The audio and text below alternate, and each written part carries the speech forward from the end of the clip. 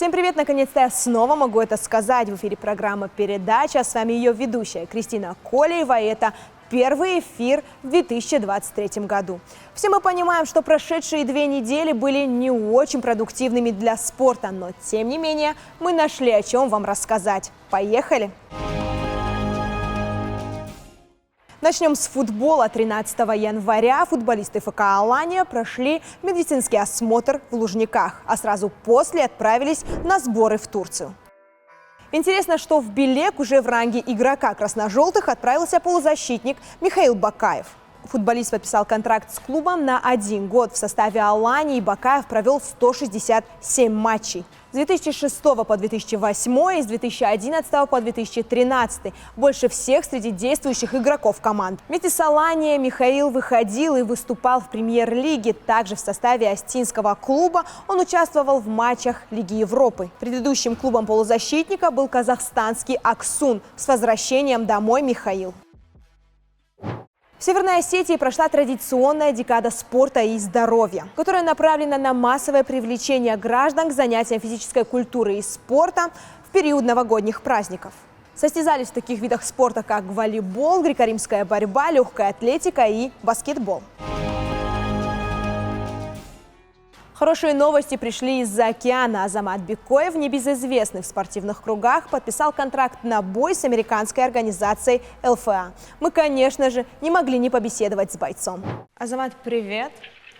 Рассказывай про свой переезд в Америку. Буквально недавно ты был одним из бойцов одной из поп-организаций России, а сейчас хоп и Америка, и объявление о бое. Расскажи, как так получилось? Приветствую, Кристина. У меня закончился контракт с ACA год назад, и я всегда хотел выступать в UFC, поэтому я решил переехать сюда. Я готовился сюда переехать. Так, год назад должен был подраться уже здесь, но, к сожалению, я травмировался. И из-за травмы у меня не получалось приехать. Как только я восстановился, я связался с менеджером American Top Team, и они мне дали добро приехать там. И я приехал сюда готовиться к своему следующему бою. Ты тренируешься в American Top Team, это поистине легендарный зал, потому что оттуда выходили чемпионы UFC, Беллатора и так далее. Как тебе обстановка, как тебе вообще зал сам, наверное, даже? Мне очень сильно нравится обстановка, хорошая. Там все вот именно профессионалы, простых бойцов. Нету чемпионы Bellator, UFC в данный момент тренируются. Других организаций, PFL, ACA чемпионы. Там очень много сильных бойцов, особенно в моем весе. И мне очень сильно нравится, все поддерживают, все друг с другом так хорошо общаются. То есть звездной болезни ни у кого нету. Как обычно, люди вот друг с другом общаются, там то же самое. Я живу в апартаментах American Top Team, у них есть апартаменты, бойцы, которые готовятся к боям, они проживают там. Они там дают им комнаты, либо в зале, либо в апартаментах. В зале, к сожалению, мест не было, и мне дали в апартаментах номер. Это в 15 минутах езды от зала, и это даже лучше, чем жить в зале, потому что в зале тяжело долгое время находиться, постоянно тренировки утром, вечером, зал, это очень сложно. Здесь немного полегче, есть своя кухня. Живу я здесь в апартаментах с американцем. Кстати, его отец, бывший чемпион UFC, он 9 раз защищал пояс UFC, Мэтт Хьюз. В Америке он считается легендой, да, и по всему миру его тоже знают, да. А как дела вообще с языком? Ты заговорил про английский, про язык, как с ним дела? С английским у меня хорошо дела, потому что я учил, я же готовился выступать в Америке, а когда ты выступаешь в Америке, ты должен знать английский язык, потому что без английского, каким бы ты бойцом не был, у тебя не будет хорошего продвижения. Потому что здесь нужно разговаривать, давать интервью, общаться на конференциях и так далее. И поэтому я готовился, я учил английский, и я хорошо разговариваю, мне не нужно пользоваться транслитером. Конечно же, я не разговариваю так, как на русском, но у меня нормально получается. Вот так. С кем из небезызвестных ребят ты уже спарринговался? Я спарринговался с очень многими известными ребятами. Всех запомнить, к сожалению, не могу, так как я сам не особо слежу за ММА. Я многих даже в лицо не знаю. Ну, я слежу только за теми бойцами, которые вот на очень высоком уровне, там, чемпионы или известные бойцы. И после спаррингов мне другие ребята рассказывают за них, и я удивляюсь, там, ты сейчас спарринговал с бывшим чемпионом ACA, Bellator или PFL, вот такие. Здесь очень много сильных бойцов, так что вообще проблем нету с этим, с спарринг-партнерами. И все хотят все хотят поработать со мной, потому что у меня же другая немного школа. Остинская борьба, и все же это видят тоже, и сами тоже зовут. Иногда, если честно, я сам устаю от этого постоянно. Ну, с кем-то нужно бороться, доказывать то, что наша там борьба вот такая. И, ну, а с одним поборешься, свои силы дашь, потом к другому переходишь. И человек очень сильно устает на тренировках из-за этого. Потому что их много, а я один-двое. Вот так. А Вот вообще, так когда вот. становишься в паре с кем-нибудь из, окей, даже просто бойцов Беллатора, допустим, чувствуешь ли Да. ты какую-то разницу между вами сам? То есть ты на уровне с ним, или ты чувствуешь какие-то слабые места свои, тебе что-то нужно подтянуть, или все-таки ты можешь составить им должную конкуренцию? Я никакой разницы не чувствую. Да, просто у нас разные школы, разные стили. Так, я думаю, я никому ни в чем не уступаю. Просто мне это предстоит показать, доказать. А они это уже, ну, доказали и показали. Мне нужно просто еще набраться опыта, ну, дойти до них, и уже все будет нормально.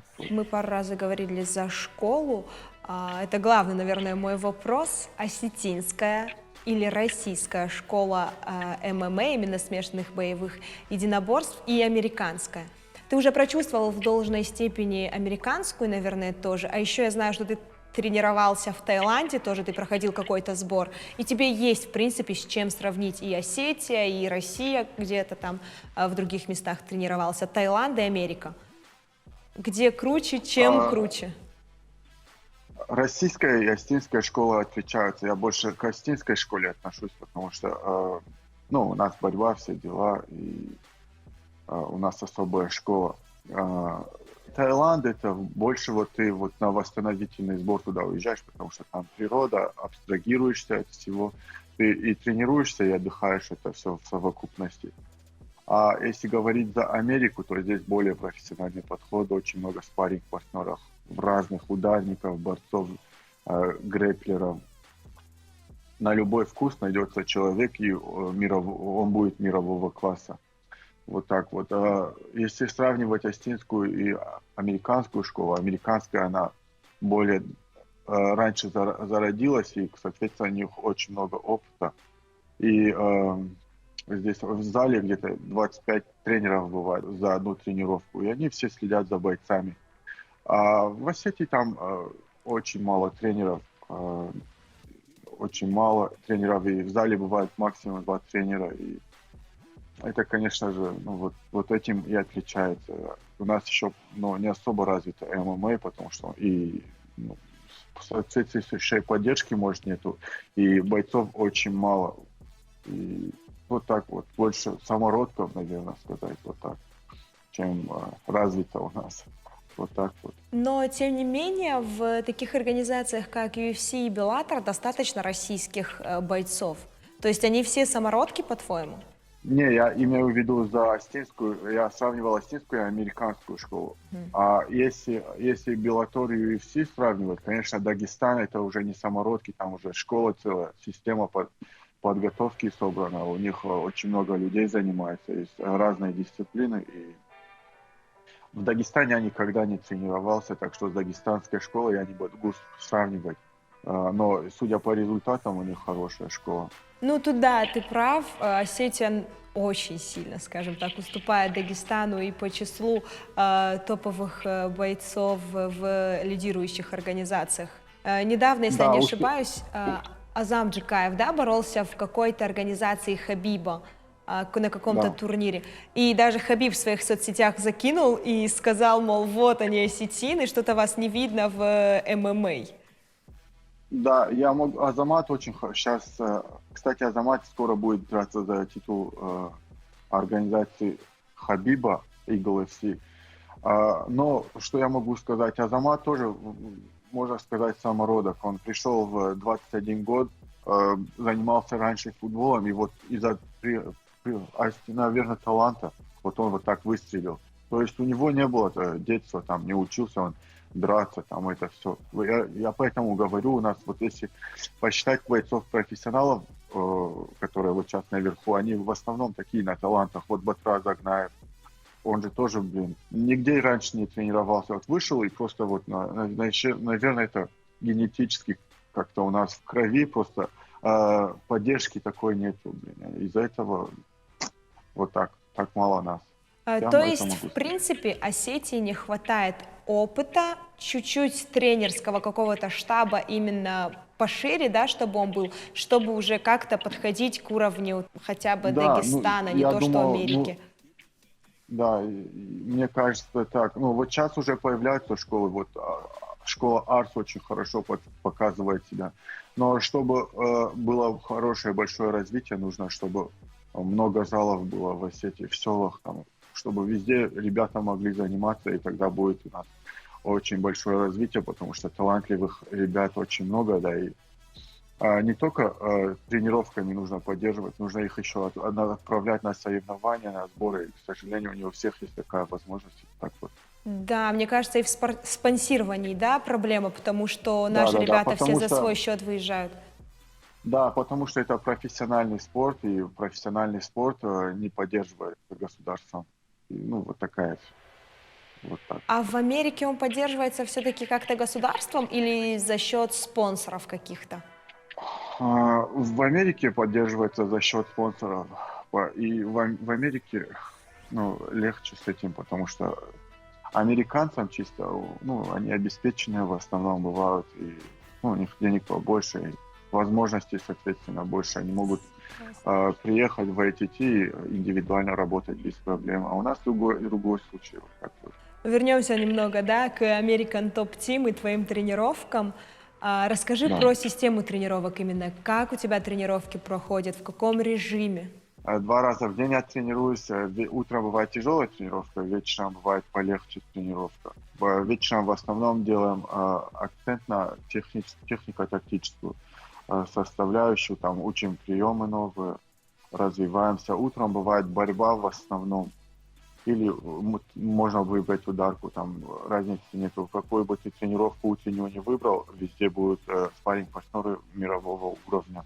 Выбирают тренера, они смотрят твоего соперника и составляют тебе план тренировок. Так что здесь очень легко с этим. Еще хотел бы сказать то, что у нас спарринги бывают 3 раза в неделю. Вторник и четверг. По пятницам, как у нас в Осетии, не бывает спаррингов. Во вторник делают спарринги в маленьких перчатках, а в четверг в больших перчатках. В маленьких, когда ты спаррингуешь, ты можешь использовать больше борьбы, а в больших ты можешь больше ударки использовать, потому что бороться тяжело, ты можешь бить сильнее, и травм будет поменьше тоже. Вот так вот. Есть отличия, да, просто. У нас очень сильные ребята в Осетии.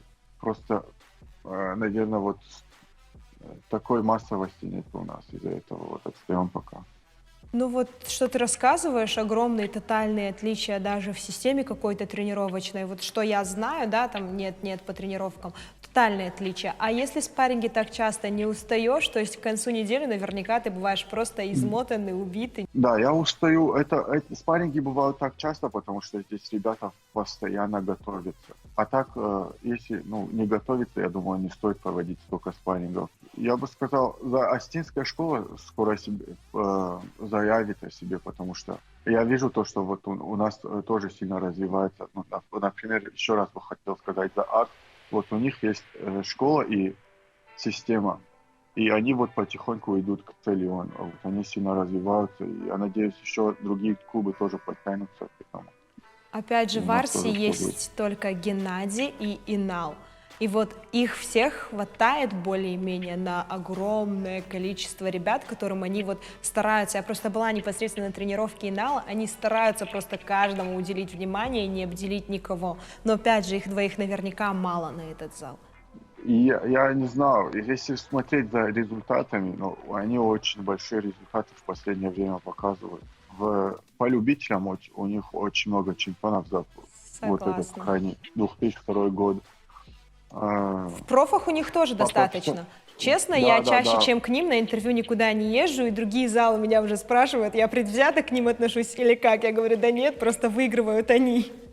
Нет, они просто выигрывают, они вот на хайпе, и у них, ну, реально очень сильные бойцы собрались сейчас. Ну, потому что они не за один год это все сделали, а вот именно где-то в течение Конечно. нескольких лет они вот стабильно идут к этому, и скоро, я думаю, еще побольше будет у них результат. Вот так вот. Но я думаю, еще, если бы было еще несколько таких же сильных, крепких Да. клубов в Осетии, то Осетия бы, ну, Дагестану никому бы вообще не уступала, я думаю. Тогда расскажи, пожалуйста, про свой бой, который тебе предстоит, когда, с кем и как проходит подготовка. Я буду драться в Америке, в штате Оклахома, с бразильским бойцом Ренато Виланте, его так зовут.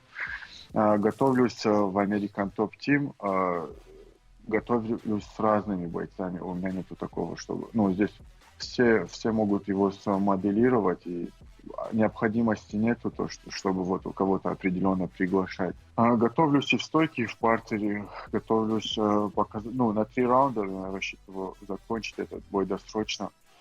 Этот бой дает мне показать себя, возможность показать себя в Америке, и за этим боем будет смотреть матчмейкеры UFC, и в дальнейшем можно будет подписаться в UFC сразу, если стать чемпионом, или же мне могут дать претендентский бой на Dana White Contenders Series, откуда подписывают UFC. Вот так вот. А если ты наверняка, да, со своим соперником уже там посмотрел его бои, изучил его, вот перед ним что ты считаешь своей сильной стороной? Все-таки партер или стойку?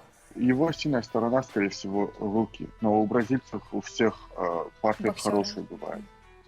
Да, он больше боксер, такой жесткий, у него тяжелый удар. Но я думаю, мы сможем нейтрализовать его сильные стороны и поработать на его слабых сторонах. И я их вижу и постараюсь сделать все от меня возможное и порадовать всех тех, кто за меня болеет и переживает. А как дела с весом? Просто у нас принято гонять там огромное количество килограмм, а там вообще как обстоят дела? Надеюсь, там хоть поменьше гоняют, потому что я вот резко против того, чтобы бойцы скидывали вес. Да, здесь меньше гоняют за счет того, что здесь они правильно подходят к весогоночному процессу. Они заранее за 1,5 месяца начинают придерживать вес, и к моменту взвешивания им остается там скидывать 5-6 килограммов. Это относительно немного, если сравнивать с тем, сколько наши скидывают. Наши скидывают за там 2-3 недели там 15 килограмм, кто-то 20 килограмм. Вот этими отличается. Более профессиональный подход, наверное, здесь. Потому что, еще раз повторюсь, они намного раньше начали заниматься этим видом спорта, а у нас только зарождается. Вот так А у вот. тебя у самого сколько тебе вообще нужно скидывать до боя? Сейчас мне осталось 11 килограммов скинуть. Да, я просто немного на коротком уведомлении этот бой Да. взял, потому что, в Америке с боями тяжело. Никто не хочет драться с россиянами, потому что они всегда крепкие сюда приезжают. И у меня где-то 15 соперников вот так слетело. Мне присылали бой, я соглашался, и никто не хотел драться. А вот этот Виланте согласился, так что спасибо ему, что принял этот бой. Ну, уже респект ему, да, за смелость и за то, что предыдущие 15 отказались, а он согласился. Да, с россиянами, то есть это не только со мной, с россиянами здесь никто не хочет драться, потому что, реально, кто сюда приезжает из россиян, они в основном такие крепкие. И они, конечно же, в курсе, и вот так вот. Азам, спасибо тебе огромное за беседу. Надеюсь, бой сложится именно так, как ты хочешь, как ты думаешь. И мы созвонимся, либо же ты уже приедешь, надеюсь, и так побеседуем после боя. Спасибо вам тоже большое. Да, я надеюсь, тоже приеду после боя и увидимся еще. Спасибо. На этом новости спорта подошли к концу. Продолжаем следить за успехами наших спортсменов и с радостью делимся ими с вами. До новых встреч в эфире, дорогие любители спорта.